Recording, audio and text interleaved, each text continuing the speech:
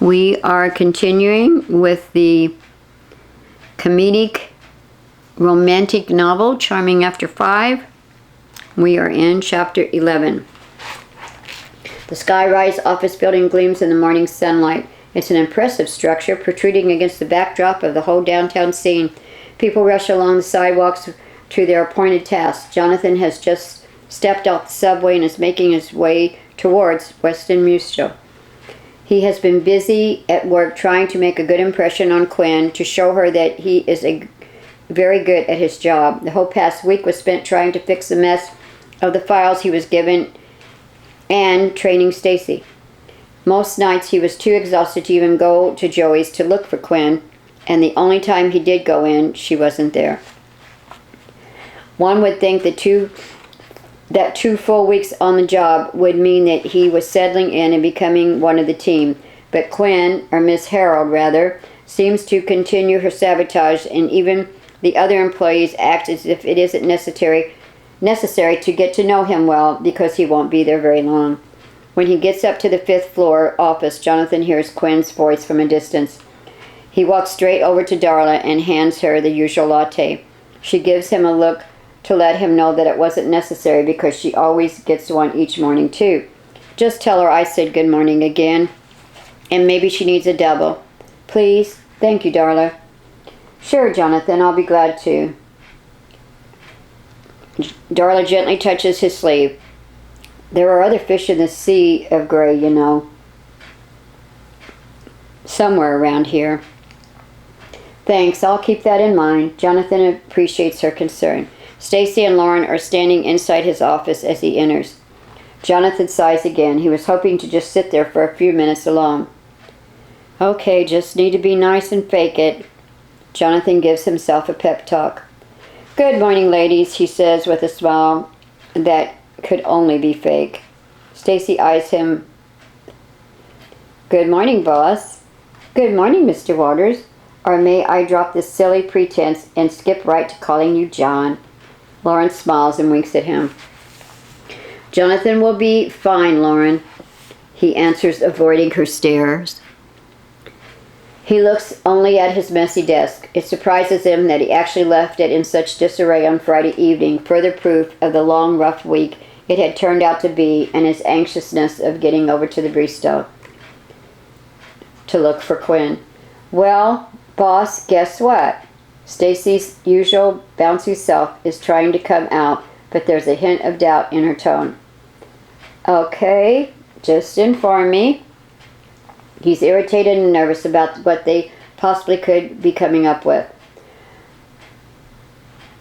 Stacy looks hopeful. We have a great date night all planned. Will this coming weekend on Saturday work for you two? Saturday, I'll have to check my schedule and Burns. Jonathan is stalling. Lauren ignores his reluctance to give them an answer straight out. And you guys must wear tux. Tuxes? Jonathan's eyes goes from Lauren to Stacy. It's clear to him that Lauren has been making all the decisions with their double date. Stacy looks like she could crawl under a rock. She just shrugs her shoulders. All you have to do is to be at Joey's Bistro this coming Saturday night. But it's an early call at 6 p.m. Stacy tries to sound upbeat because Jonathan does not seem very excited. Joey sounds fine. The food's not that great there, though. But the company is, so what does it matter, right? Jonathan is relieved that it's not that expensive. Oh, no. Lauren jumps in. We're just meeting there. And then we're going elsewhere for the actual date. Stacy thought it would be easier that way for all of us. Feeling dejected and worried again, Jonathan realizes he just needs to go along with things. Okay, I think we can make it. I'll confirm it with Bernie, though. Stacy is obviously relieved. Thank you, Jonathan, thank you. No problem, but I think it's time we actually do some work this morning. He points to their messy desk. Yeah, okay, I'm out of here. You two are way too diligent for my taste. See you, Jonathan. We're going to have great fun, aren't we? I promise you that. Well, you'll see. See you around. Laura makes her way out the door. Once she's out of sight, Jonathan looks over at Stacy with questions. She has questions in her eyes too, he can tell. I'm so very sorry. I should have known that she would be like this. I was hoping I could calm her down some. I just really wanted to make this date work out. Jonathan hopes she doesn't start crying. Not that early in the day. It's okay, really. I can handle her for one night, and I will make it clear that there is no chance for a second date. Stacy sighs with relief and decides to drop the date talk for now. So I think since we are almost done with the files, I got the first week and some time has passed. Miss Herald chewed them out up on the 9th floor, and maybe should I attempt possibly to go get some more files from them now upstairs? Or contact IT about the computer program now? Jonathan's trying to decide. See what the 9th floor says at this point. I'm very curious what her orders are now. Stacy leaves and Jonathan is eager to see if he's made any progress in Quinn's eyes. He's hoping that possibly she has seen what a wonderful job he's been doing and has lifted the band on his workload. He looks out the glass wall towards the hall. Jonathan can hardly believe his eyes. Quinn is in the hallway, heading to his door.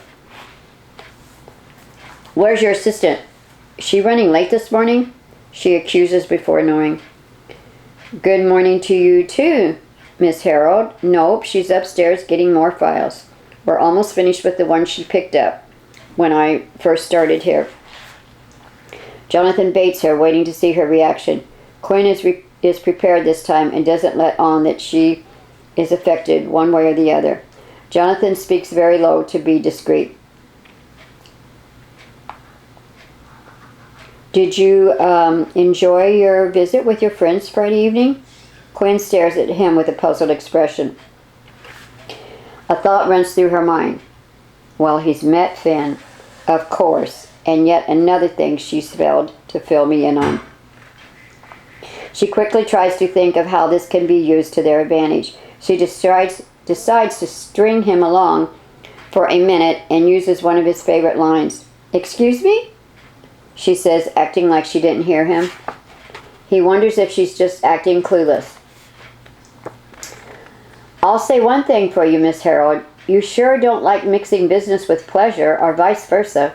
Jonathan picks up some paperwork from the previous week, reviewing it. She walks closer to his desk. Well, never mind. Quinn stalls, wanting to see how far he will take it. Well, actually, you know what, Quinn? I sort of do mind. You smile at me, you call me over to talk at your table, and today here you are again, acting all high and mighty like we've never even spoke to one another.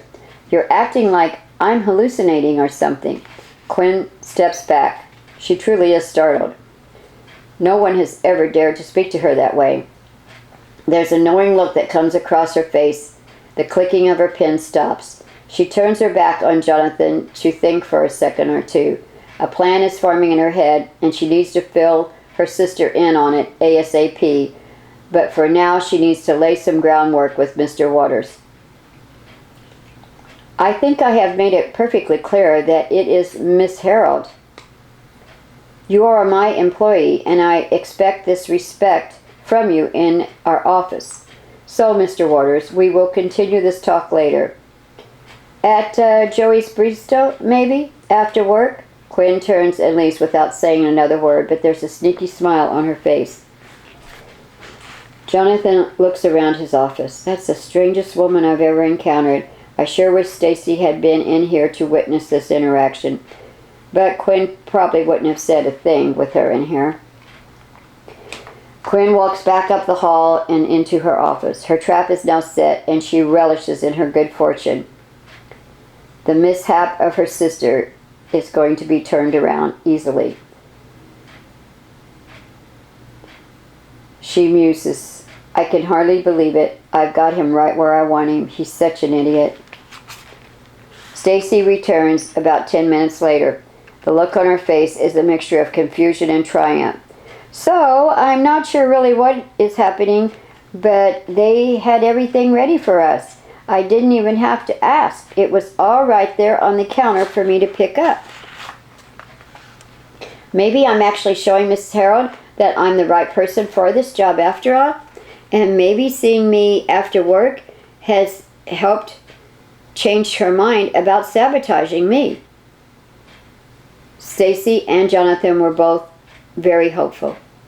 Jonathan is waiting eagerly for Stacy to agree with him. Yeah, she admits hesitantly. I'm not so sure though. It was too easy to get those files from them, and it feels like a trick. We better look closely at those files and see what's really going on here. It doesn't take very long to realize that they have been duped. The files are actually current, but everything is in a mess. He could do some real accounting work, but just getting organized will take him all week. And the sabotage continues. Jonathan sighs. I had so hoped I was making some headway with her. How do we handle this now? Stacy asked. I'm not sure, but I know I need to do something. Jonathan is determined. Let's just jump in and start piecing all this back together. I have brought in my laptop, and I have been designing a software program that I hope to market to companies like Westin. We are going to use it for ourselves and make some quick work of this and make this process more efficient. You'll get some training along with it, and I'll be able to test my program.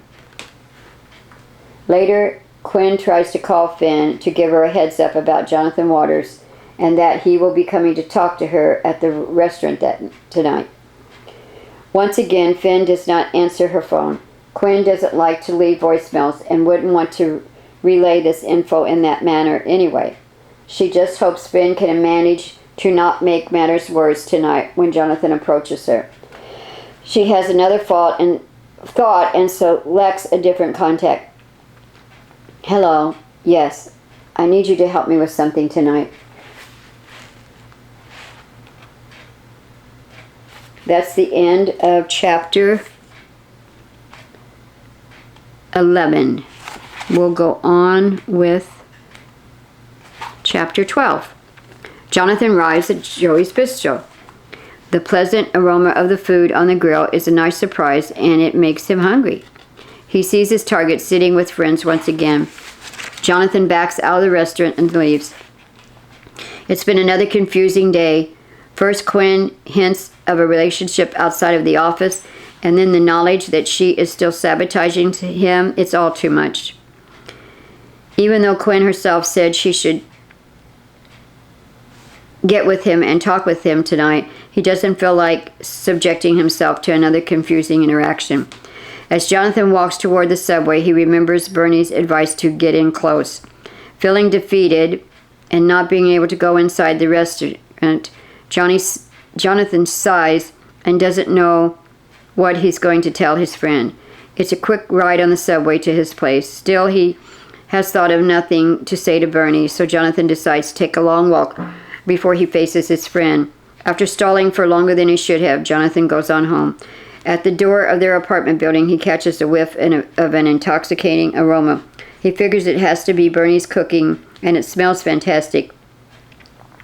However, Jonathan doesn't feel like celebrating. He comes in and slams the door. He slams his briefcase onto the little hutch. Bernie can only shake his head. He feels for his friend's situation. Nevertheless, his future is at stake too. Another bad day at the office, or maybe afterwards? Both. All of it. Scoring nothing more than one big fat zero in each of those columns. An accountant's analogy of the dating scene. Let me guess.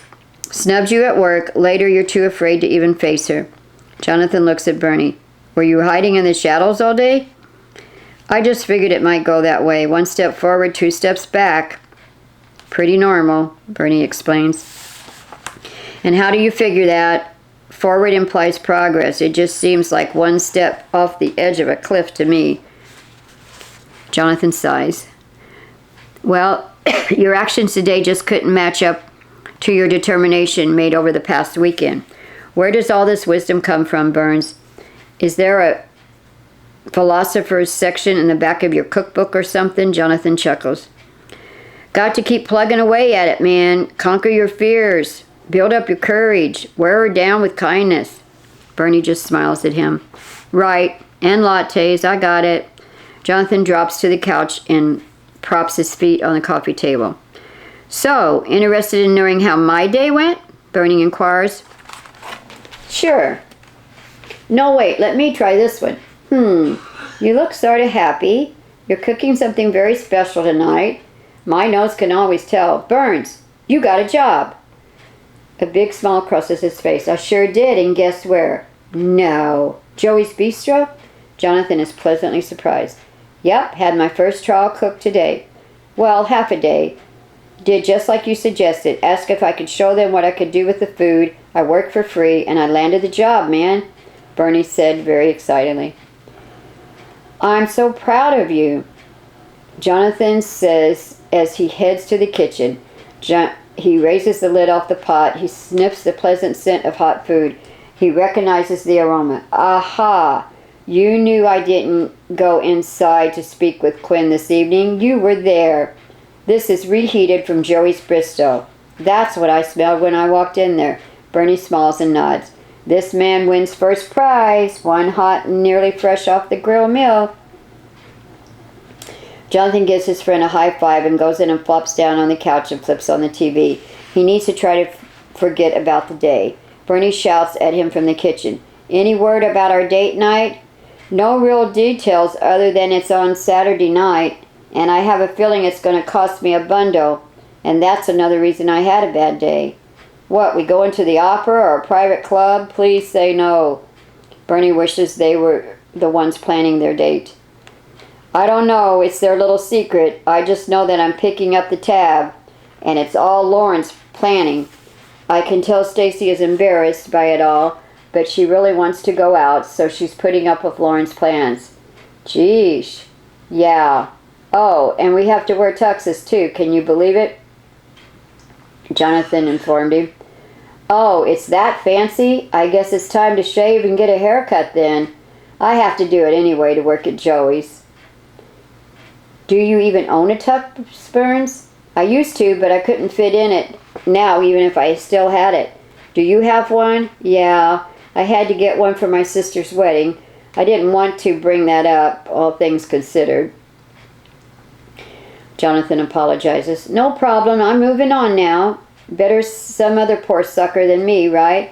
So what do you think I should do about the tux? Well, you better go shopping. Yeah, you can use my card. Here. Jonathan hands it over to him. John, I really shouldn't. But thanks. I'll pay you back. It's going on the TP account records. Bernie promises. You better order corsages and boutonnieres while you're out there, please, for us, Jonathan decides. Bernie meticulously plates the food. He does have a flair for displaying a meal on a plate. He hands one plate to Jonathan.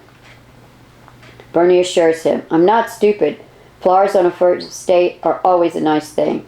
I just hope it won't be a problem to get off Saturday night since I just started working there tomorrow. I'll just tell them I already had it planned before I landed the job, which I kind of did, right? Jonathan nods since his mouth is full of food. He's not surprised that Bernie landed the job so quickly. He has been enjoying Bernie's cooking for years, and he knows how good of a chef he really is. So I guess your Mr. Walters isn't interested in you as you think, Joey informs Quinn. He didn't make any appearance tonight after all. Really? I'm surprised. He seems so eager to get to know me. I wonder what his plan is, really. Quinn, not everyone has a plan, not like you. Maybe he's just a nice guy that likes redheads. I can totally relate and understand. He might even be a little bit intimidated and decided not to come. He teases her. You underestimate this guy. I think he's up to something, Quinn insists to Joey. I think you are a little paranoid. Maybe you need to take off again tomorrow and I'll help you to relax. Joseph, I was just there this morning. You know I can't have my sister fill in for me 2 days in a row. Speaking of my sister, has she left yet? I texted her 15 minutes ago and told her I'm ready to go home, and she hasn't texted back to let me know where she is. Surely she's here. I'm in the office. Let me go out to the restaurant and check. Joy peeks around the corner of the hallway and looks at the dining area. She just finished her meal and is headed out the door. Let me know if you change your mind about coming tomorrow. It's not likely, Joseph. Good night. Quinn doesn't bring up the subject on the way home, but waits until they're both in the house. Apparently, you neglected to tell me that you have met Mr. Waters, Quinn accuses Finn. Finn braces herself for a long drawn-out lecture on her behavior and staying professional at all times in case someone mistakes her for her sister. She is surprised when Quinn actually smiles and sits down across from her. I think this is going to work out all right after all, Quinn continues. You need to get close to him and help me make him quit. Are you sure about this one? I kind of like him. He seems efficient and hardworking and determined to make good impressions on you. He could really be an asset to your team, I think. Finn tries to point out all the positives to Quinn. I know you are now aware of my struggles with the board of directors. I have fought so hard to keep my job.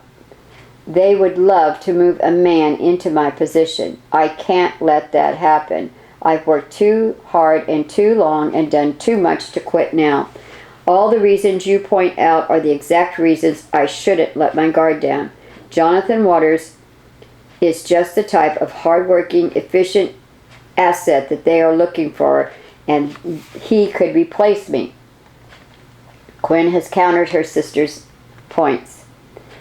Why haven't you shared any of this with me over the last year? It would have helped if I knew what you were actually going through. Quinn states matter-of-factly, I didn't think it was necessary that we have an agreement is all that's important, and it's been working. I realize we don't see eye to eye on everything, sis, but I care about you and would have understood more about the situation, and maybe I could have helped more. Quinn firmly asserts, oh no, your idea of help and mine are completely different. I need you to just listen, follow orders, and not try to help. Okay, I understand, Finn says, remembering the last Tuesday meeting that she messed up terribly. One thing, though, if you are so worried about your job and concerned I might mess things up, then why do you keep taking so many days off and having me fill in for you so often? Quinn definitely does not want to tell her sister her reasons for the risk she is taking. Some things are better left private, but she is certain her sister will not drop it now that she has it on her mind. I have some business dealings that I'm involved with. That's really all you need to know. I hope to have matters settled soon, and you won't have to fill in for me as much. Finn is not happy and wishes her sister would let her in on more. She expects there is much more to the story for her to risk so much, especially her job. Anyway, back to Mr. Waters, Quinn continues. I know you have seen him at Joey's Bistro. He's mentioned me meeting my friends there. That's you and your friends. So, Finn admits, I've only talked to him once. I went there and I even looked for him, but he wasn't there. I know, Quinn says before she can stop herself and realize she made a slip. How? How would you know that? Finn asks. Quinn ignores the question and proceeds to lay out her plan. I need you to continue to let him think that you are me. I am establishing an at-work appropriate relationship while also allowing him to believe that there might be an after-work relationship possibility. And that's where you come in. But he's not going to want to have a relationship with you either way because you are not nice. Finn points out directly the flaw of her sister. That's where you need to be me, but not as bossy, for lack of a better word. Quinn explains. And she goes on further. I need him to get attached to you, and then I will crush him. He won't want to work for someone that broke his heart. Oh man, Finn frowns. I'm not too sure about this. Quinn commands her sister, just do as I say.